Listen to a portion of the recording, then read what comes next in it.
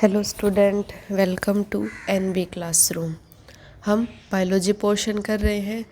ये हमारे biology portion का लास्ट चैप्टर रहेगा। ठीक है, 3 ही चैप्टर हैं जो इस पोर्शन से आने वाले हैं एग्ज़ाम में। ठीक है स्टूडेंट, तो आज हम शुरू करते हैं आनुवंशिकता एवं जैव विकास। इस चैप्टर को शुरू करने से पहले देखिए कि इस चैप्टर में आपके पास लिखने के लिए मटेरियल कम है, लेकिन समझने की चीज़ें बहुत ज़्यादा हैं। ठीक है, इस पूरे चैप्टर में यही चलेगा। अपन एक्सप्लेनेशन को समझेंगे और लिखने के लिए जो आवश्यक बातें हैं उनको लिखते हुए चलेंगे। ठीक है बच्चों, तो आओ शुरू करते हैं चैप्टर 9 आनुवंशिकता एवं जैव विकास। देखिए चैप्टर 9। अब देखिए ये जो चैप्टर है आनुवंशिकता एवं जैव विकास, ये थोड़ा सा 8 चैप्टर से जुड़ा हुआ है। 8 चैप्टर क्या है हमारा, जनन कैसे करते हैं। ठीक है, जीव जनन कैसे करते हैं। अब जब जनन होगा तभी उसके अंदर आगे आनुवंशिकता चलेगी, है ना। लेकिन वह चैप्टर हम लास्ट में कवर करेंगे। अभी आप इस चैप्टर को कवर कीजिए।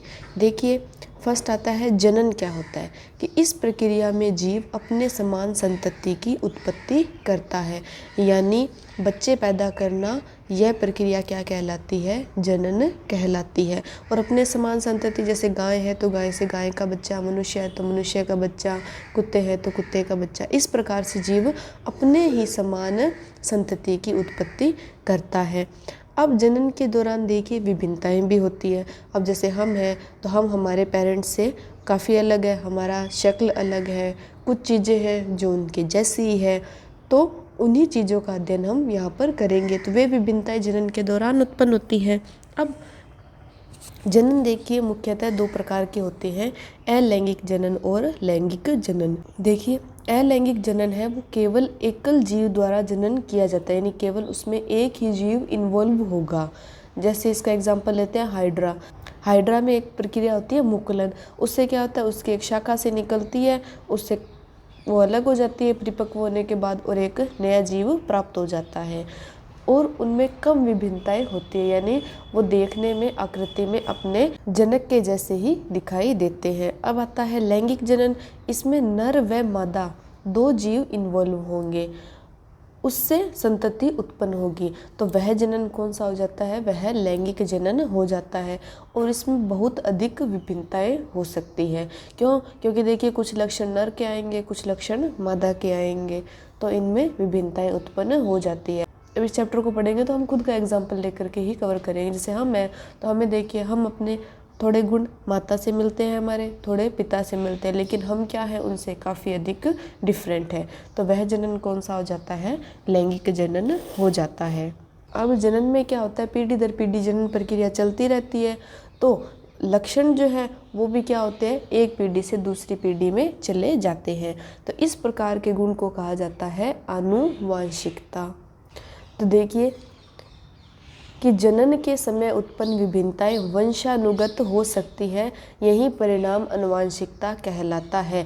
यानी देखिए यहाँ अत्यधिक विभिन्नताएं होंगी, लेकिन ये टोटली अलग नहीं होंगी। ठीक है, मतलब ऐसे नहीं है कि एकदम ही पूरा 100% ही उसके अंदर चेंज आ गया, ऐसा नहीं होगा।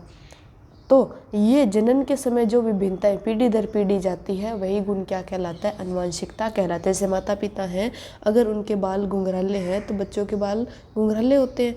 तो यानी ये कि घुंघरालापन बालों का ये गुण क्या हुआ, अगली पीढ़ी में संचरित हो गया, तो यह गुण क्या कहलाएगा, आनुवंशिकता कहलाएगा। और आनुवंशिकता के जो नियम है वही ये निर्धारित करते हैं कि लक्ष्य पूर्ण विश्वसनीयता के साथ वंशागत हो, यानी जो हमारे शरीर में आनुवंशिक पदार्थ है वही इन गुणों को लेकर के जाता है, जिससे क्या होता है कि पूरा का पूरा विश्वसनीयता, यानी पूरा गुण जो है, जो गुण प्रभावी हो रहा है, ये भी हम आगे पढ़ेंगे कि जो गुण प्रभावी हो रहा है वो अगली पीढ़ी के अंदर पूर्णतः वंशागत हो जाए। और आनुवंशिकता के नियम किसने दिए थे, एक वैज्ञानिक थे ग्रेगर जॉन मेंडल। इन्होंने आनुवंशिकता के ऊपर नियम दिए थे। ये चर्च में एक पादरी थे, इनकी ज़्यादा हायर एजुकेशन तो हुई नहीं थी, तो इन्होंने चर्च में रहते हुए ही एक पौधा, आप सब जानते ही हैं मटर के पौधे हैं, उन पर इन्होंने प्रयोग करना शुरू किया था और आनुवंशिकता के नियम प्रतिपादित किए थे। तो अब हम एक एक करके मेंडल के नियमों को पढ़ते हैं। ठीक है स्टूडेंट, नेक्स्ट है मेंडल का योगदान, यानी जो आनुवंशिकता के नियम हम अभी बात कर रहे थे कि आनुवंशिकता नियम ही लक्षणों की वंशागति के लिए उत्तरदायी होते हैं। अब ये लक्षण किस प्रकार से वंशागत होते हैं, तो वे नियम क्या कहलाते हैं, लक्षणों की वंशागति के नियम कहलाते हैं। और ये किसने दिए थे, ग्रेगर जोन मेंडल ने दिए थे। इसके बारे में पढ़िए, फिर हम नियमों का अध्ययन करेंगे कि मानव में लक्षणों की वंशागति के नियम इस बात पर आधारित है कि माता व पिता दोनों ही समान मात्रा में आनुवंशिक पदार्थ को संतति में स्थानांतरित करते हैं, अर्थात प्रत्येक लक्षण माता पिता के डीएनए से प्रभावित हो सकता है। देखिए, हमारी बॉडी में एक पदार्थ पाया जाता है डीएनए, पूरा नाम होता है डीऑक्सीराइबोस न्यूक्लिक अम्ल। ठीक है, ये एक देखिए द्विकुंडली से संरचना होती है, इसके ऊपर लगे होते हैं जीन, वही क्या करते हैं, लक्षणों को एक पीढ़ी से दूसरी पीढ़ी में ले जाते हैं। तो वंशागति के नियम में क्या होता है कि माता व पिता जो जनक है उससे समान मात्रा में ही ये पदार्थ अपनी संतति को जाता है। फिर उनका जो लक्षण है वह डिसाइड करता है कि कौन सा ज़्यादा प्रभावी रहेगा। अब जैसे आंखों का कलर है भूरा हो नीला हो, तो संतति की आंखों का कलर कई बार ब्लू हो जाता है, तो यानी दोनों में से एक का लक्षण क्या हो गया, प्रभावी हो गया, है ना। तो ये किस कारण होता है, ये इस डीएनए के इस आनुवंशिक पदार्थ के कारण ही होता है। ठीक है स्टूडेंट, अब देखिए आनुवंशिकता के इन नियमों को सिद्ध करने के लिए मेंडल ने मटर के पौधे पर प्रयोग किए। अब कई बार क्वेश्चन दिमाग में ये भी आता है कि मेंडल ने मटर का पौधा ही क्यों लिया। देखिए, एक तो ये इजीली अवेलेबल हो जाता है, ठीक है, इजी उग जाता है। दूसरा, इसको एक वर्ष में कई बार भी लगाया जा सकता है, ऐसा नहीं है कि जब सर्दी का पादप होगा तो सर्दियों में ही लगेगा, इसको वर्ष भर उगाया जा सकता है। मेन जो चीज़ है वह देखिए, वह है कि मटर के पौधे में स्वपरागण प्रक्रिया होती है। थोड़ा सा यहाँ पर स्वपरागण को समझिए। देखिए, ये दो टर्म होती है, एक होता है स्वपरागण, एक होता है परपरागण। स्वपरागण में क्या होता है कि जो पौधा है उसके जो पुष्प आते हैं वो उसी के साथ परागण कर सकते हैं। ठीक है, एक ही पौधे की अपने को आवश्यकता होगी और उसके पुष्प से ही युग्मक और ये जनन क्रिया हो जाएगी। पर परागण में क्या होता है, एक नर पुष्प होते हैं, मादा पुष्प होते हैं, फिर उनसे क्या होता है किसी चीज़ के द्वारा दूसरे पौधे में पर परागण कराया जाता है। यानी दो पौधे और फिर साथ में एक वाहक भी चाहिए। जैसे कई बार हम देखते हैं ना, तितलियाँ होती हैं, मधुमक्खियाँ होती हैं, ये एक पौधे से दूसरे पौधे पर ट्रांसफ़र होती हैं, तो उनके शरीर से चिपक करके युग्मक चले जाते हैं, फिर वहाँ आगे जनन की प्रक्रिया संपन्न होती है। तो मटर के पौधे में ऐसा नहीं होता। मटर के पौधे में क्या होता है, ओनली स्वपरागण होता है। तो एक ही पौधे की आवश्यकता है और उससे अपने को फल या फ्रूट जो है वो प्राप्त हो जाते हैं, इसीलिए उन्होंने मटर के पौधे को चुना था। अभी हम पढ़ते हैं मेंडल का फर्स्ट नियम। देखिए, मटर के लंबे पौधे व बोने पौधे के लक्षणों की वंशागति, यानी मेंडल ने क्या किया, मटर का लंबा पौधा लिया और बोना पौधा लिया, फिर देखा कि उनसे उत्पन्न पौधे किस प्रकार के होते हैं। देखिए, आपकी बुक में जो है वो केवल थ्योरी लिखी गई है, ठीक है, मेंडल के प्रयोग है उसमें थ्योरी लिख रखी है, उसको आप समझो, ऐसा नहीं है। हम यहाँ पर इसको फ्लो चार्ट के माध्यम से समझेंगे, उससे क्या थोड़ा इजी आपके कवर होती जाएगी ये चीज़ें। देखिए, लंबे पौधे हैं तो इसको हमने यहाँ से रिप्रेजेंट कर दिया टॉल टॉल, ठीक है, कैपिटल टॉल। बोने पौधे हैं, इनको स्मॉल टी से रिप्रेजेंट कर दिया। ये क्या है, ये इनका मान लो वो आनुवंशिक पदार्थ है जो लक्षणों को दर्शाता है। अब देखिए, इससे क्या होता है, अलग अलग पहले युग्मक बनते हैं, ठीक है। जो युग्मक होते हैं वे पूर्ण शुद्ध लक्षण होते हैं, ठीक है। अब देखिए, इसका टी और टी में कन्वर्जन हो गया, इसका टी और टी में हो गया, तो ये क्या हो गए, इनके युग्मक बन गए। अब क्या होगा इनसे, तो इसका इसके साथ संकरण हो गया तो क्या प्राप्त हुआ, टी टी। इसका इसके साथ संकरण हुआ तो टी टी। इसका इसके साथ हुआ, इसका इसके साथ, यानी चारों का हमें आपस में करवाना होगा, ठीक है, एक लक्षण का दूसरे लक्षण के साथ में। तो हमें देखिए सारे किस प्रकार के प्राप्त हो रहे हैं, कैपिटल टी स्मॉल टी, है ना, capital T small T, capital T small T. इसका मतलब दोनों लक्षण आगे चलेंगे, ठीक है, लक्षण पूर्ण जाएंगे, ठीक है, ध्यान रखना। ऐसा नहीं है कि ये जाएगा ही नहीं, ऐसा नहीं होता, ये जाता है लेकिन ये प्रभावी नहीं रहता कई बार, ठीक है। अब उन्होंने ये जो पीढ़ी थी इसे उन्होंने नाम दिया F1 पीढ़ी, यानी प्रथम पीढ़ी, और जिसमें उन्होंने देखा कि सभी पौधे जो हैं वो लंबे प्राप्त हुए। ठीक है, तो इसका मतलब क्या हुआ, लंबापन वहाँ पर प्रभावी हो गया, है ना। तो यहाँ से क्या निष्कर्ष निकला कि प्रथम संतति पीढ़ी F1 में सभी पौधे लंबे प्राप्त हुए, अर्थात 2 लक्षणों में से केवल एक पैतृक जनकीय लक्षण ही दृष्टिगोचर हुआ। इसका मतलब क्या हुआ कि जो ये अनुवांशिक पदार्थ था, उस अनुवांशिक पदार्थ में लक्षण दोनों ही थे, लेकिन कौन सा प्रभावी हुआ, जो लंबापन था वही प्रभावी हुआ। अब जैसे होता है ना कि मान लो पेरेंट्स जो है हाइट मतलब अलग अलग है, मान लो नर की हाइट लंबी है, मादा की हाइट छोटी है, तो बच्चा कई बार क्या होता है, लंबा हो जाता है।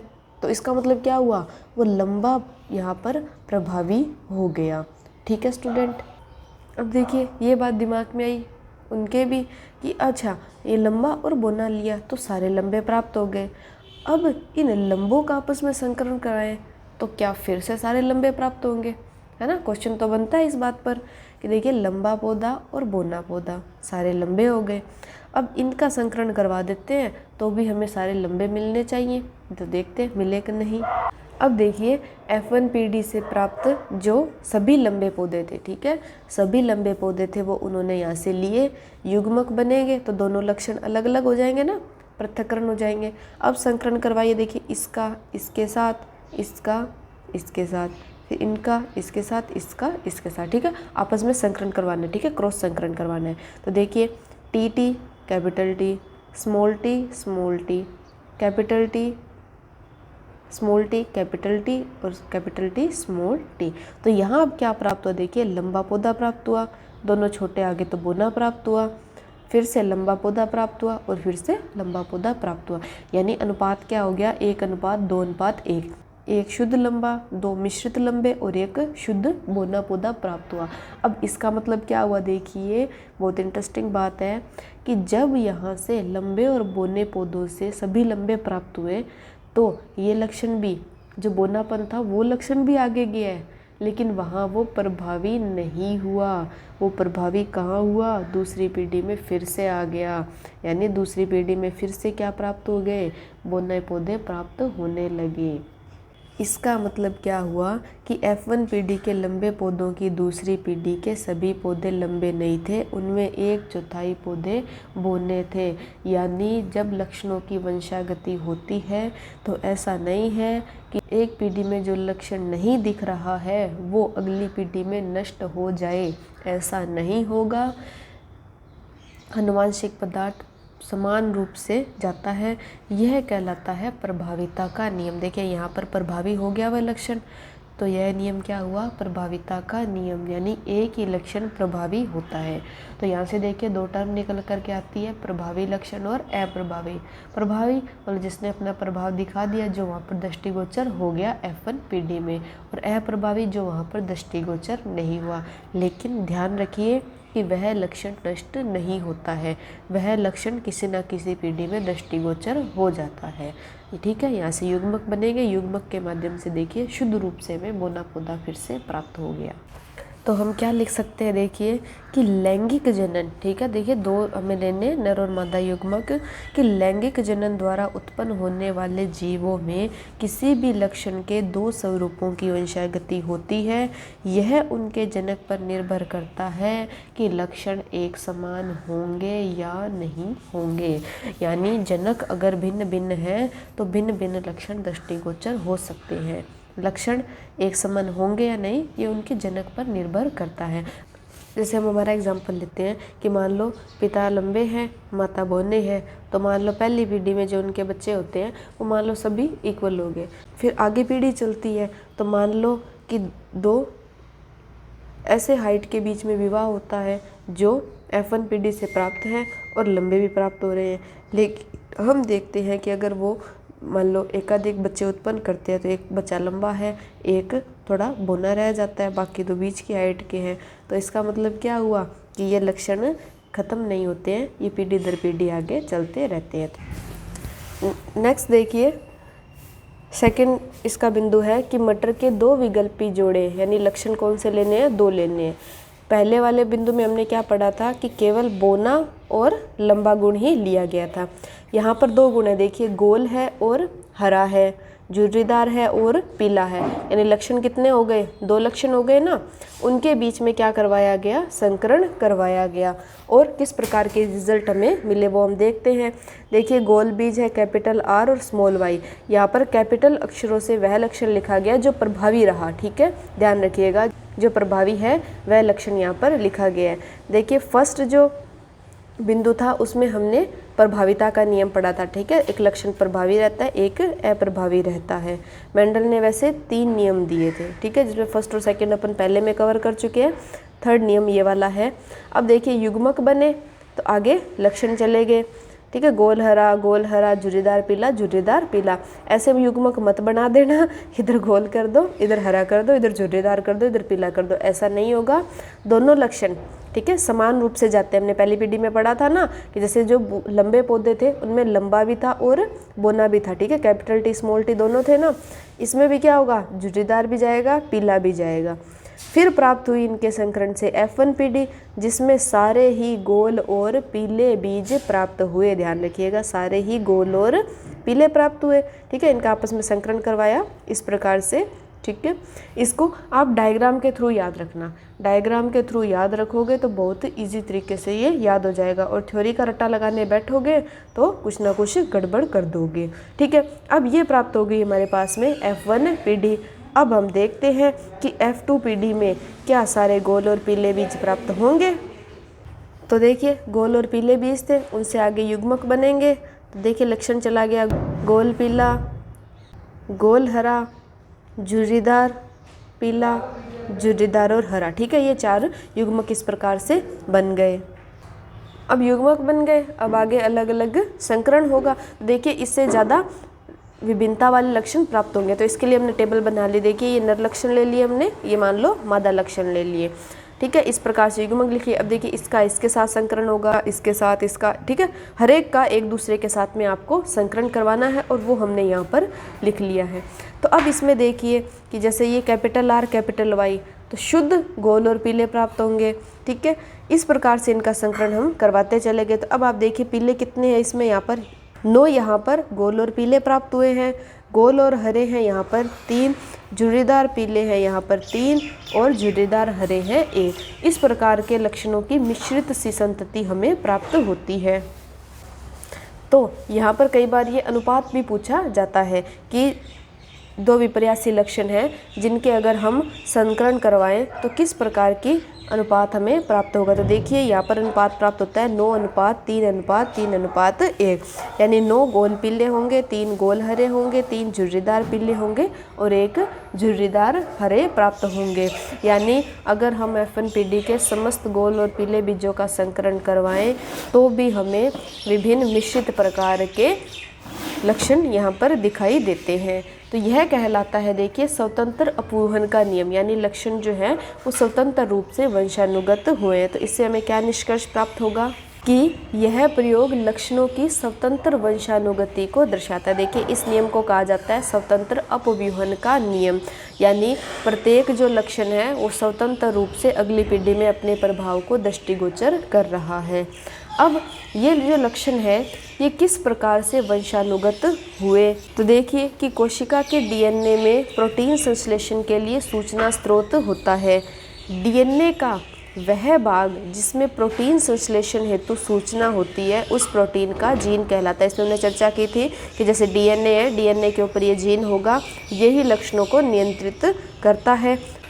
वास्तव में जीन सेट केवल एक डीएनए श्रृंखला न होकर डीएनए के अलग अलग स्वतंत्र स्वरूप में होते हैं जिन्हें गुणसूत्र कहते हैं, और यही गुणसूत्र क्या करते हैं, लक्षणों की वंशागति के लिए उत्तरदायी होते हैं। अगर आपसे पूछा जाए कि अनुवांशिक गुण है वो किस प्रकार से पीढ़ी दर पीढ़ी क्रिया करते हैं, तो वह क्या हो जाएगा, इस डीएनए में प्रोटीन संश्लेषण पर जो जीन है, जीन के अंदर गुणसूत्र हैं, वे इस अनुवांशिकता की क्रियाविधि को संचारित करते हैं। ठीक है, अब जैसे हमने पढ़ा था कि जैसे लंबे पौधे थे, बोने पौधे थे, तो लंबों में क्या हुआ कि लंबे की जो प्रोटीन की दक्षता थी वो अधिक प्रभावी हो गई, यानी जो छोटे वाला लक्षण क्यों नहीं प्रभावी हुआ, क्योंकि वो प्रोटीन की मात्रा क्या रही, वहाँ पर कम रही, वो हार्मोन जो है वो कम आगे पीढ़ी में संचरित हुआ, तो इसलिए वो सारे पौधे कैसे प्राप्त हो गए, लंबे प्राप्त हो गए। ठीक है स्टूडेंट, तो ये थे हमारे मेंडल के नियम। अब इन्होंने ये कहा कि अनुवांशिक क्रियाविधि इस प्रकार से संचित होती है। तो मानव में एक प्रक्रिया होती है लिंग निर्धारण की, जैसे पुत्री होगी या पुत्र होगा, तो वह भी इस अनुवांशिकता के ये जो गुणसूत्र आए हैं यहाँ पर, इनके द्वारा ही निर्धारित किया जाता है। ठीक है, देखिए हम पढ़ते हैं लिंग निर्धारण प्रक्रिया मानव के अंदर, कि मानव में लिंग का निर्धारण भी अनुवांशिक होता है, यानी मेल प्राप्त होगा या फीमेल प्राप्त होगी, ये भी अनुवांशिकता पर ही आधारित है। मानव में सभी गुणसूत्र पूर्ण युग्म नहीं होते, उनकी संख्या 22 प्लस लिंग गुणसूत्र होती है, यानी टोटल 2 जोड़े में रहेंगे ये 22 और 22 यानी 44 और प्लस लिंग गुणसूत्र। स्त्री में गुणसूत्र का पूर्ण युग्म होता है, वे दोनों XX होते हैं, जबकि नर में यह परिपूर्ण नहीं होता, जिसमें XY होते हैं। यानी टोटल देखिए, नर में क्या रहेंगे 22 प्लस XY रहेंगे और मादा में क्या रहेंगे 22 प्लस XX रहेंगे। ठीक है, 2 जोड़े होते हैं इनके। इस प्रकार से हम केवल एक गुणसूत्र को लेकर के यहाँ पर चर्चा कर रहे हैं। अब 22 है वो तो सिमिलर है, इन 22 में क्या गुण हो गए, जैसे लंबा हो गया, बोना हो गया, आंखों का रंग हो गया, बालों का रंग हो गया, वो तो सारे क्या रहते हैं, सिमिलर रहते हैं। ठीक है, संतति के समान ही प्राप्त होंगे। अब नर और मादा हैं, उनकी संतान जो है वो कौन निर्धारित करती है, ये XY गुणसूत्र निर्धारित करता है। अब देखिए यहाँ से युग्मक बनेगा तो X अलग हो गया, Y अलग हो गया, मादा में दोनों सेम है X और X। अब आगे इनका संकरण करवाया जाएगा, तो देखिए X का X के साथ संकरण करेगा तो देखिए दोनों क्या प्राप्त होंगे 22 प्लस X, यानी संतति क्या प्राप्त होगी, मादा। अगर ये Y वाला गुणसूत्र है, ये इस X के साथ संकरण करेगा तो कैसा प्राप्त होगा, नर प्राप्त होगा। यानी जनन जो होता है उस प्रक्रिया में नर और मादा की संतति मेल प्राप्त होगी या फीमेल प्राप्त होगी, वह किस पर डिसाइड होता है, वह नर पर आधारित होता है कि उनके गुणसूत्र हैं वो ये निर्धारित करते हैं। ठीक है, तो अतः संतति लड़का होगा या लड़की होगी, यह उनके पिता के गुणसूत्र पर निर्धारित होता है। ठीक है स्टूडेंट, ये था मानव के लिंग निर्धारण में वंशानुगति का पैटर्न। तो हमारे समाज में ये भ्रांति पाई जाती है कि जो स्त्री है वो कन्या जन्म के लिए उत्तरदायी है, जबकि ऐसा नहीं है। पुरुष है वे ही इस प्रक्रिया के लिए उत्तरदायी हैं कि उनका संतति लड़का होगा या लड़की होगी। ठीक है स्टूडेंट, ओके स्टूडेंट, तो आज की क्लास में हमने पढ़ा आनुवांशिकता और मेंडल के नियम। नेक्स्ट क्लास में हम कवर करेंगे इससे आगे का चैप्टर। तो मिलते हैं स्टूडेंट नेक्स्ट क्लास में। Thank you for watching.